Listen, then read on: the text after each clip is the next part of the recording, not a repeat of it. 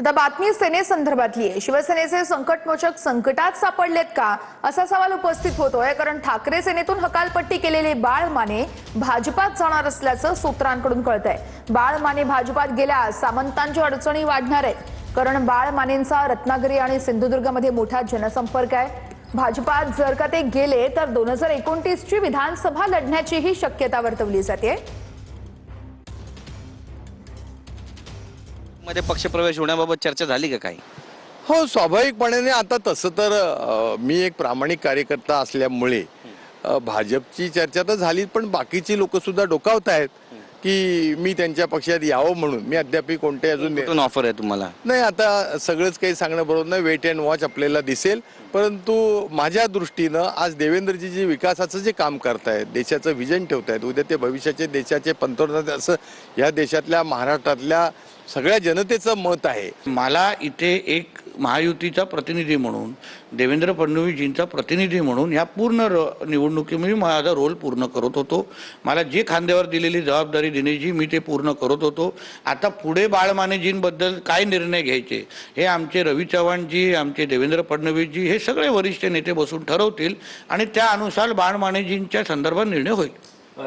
युबीटीच्या अनेक लोकांना सांगतोय की तुम्ही अर्ज मागे घ्या, तुमच्याकडे मतदान नाही। पण शहाणपण कसं असतं बघा, हीच परिस्थिती आमच्या कोकणामध्ये होती।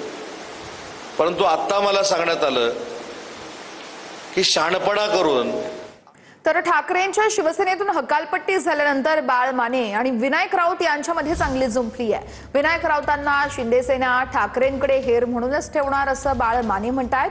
दरम्यान लाचार स्वार्थी माणूस अशी मानेंची ख्यातीच आहे असं विनायक राऊत यांनी म्हणत पलटवार केलाय।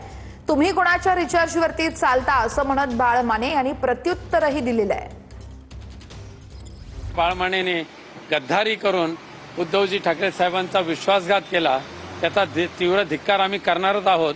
परंतु बाळ म्हणजे लाचारी, बाळ माने म्हणजे स्वार्थ अशी त्याची ख्याती होती, त्यामुळे आम्हाला सुद्धा शंका होतीच आणि जे शंका होती ती खरी ठरली। 2014 ते जवळजवळ 2022 एकनाथ शिंदे साहेब फुटेपर्यंत विनायक राऊत साहेब कोणाच्या रिचार्जवर चालत होते हे आमच्या कोकणात सगळ्यांना माहिती आहे। सिंधुदुर्गात जास्त माहिती आहे। सिंधुदुर्गात त्यांना मतं का कमी पडली? विनायक राऊतांना ते शिंदे सेना इथंच ठेवणार हेर म्हणून।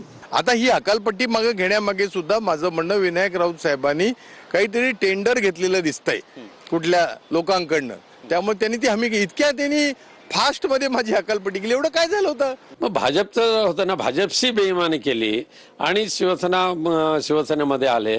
आता शिवसेनेशी बेईमानी करून पुन्हा एकदा कुठेतरी सेटलमेंट करायची आणि देवेंद्र फडणवीसांकडे जायचं, असा हा दलबदलू माणूस, हा विश्वासघातकी माणूस आहे। ते भाजपमध्ये जातील असं चित्र दिसतंय। 100% जाणार।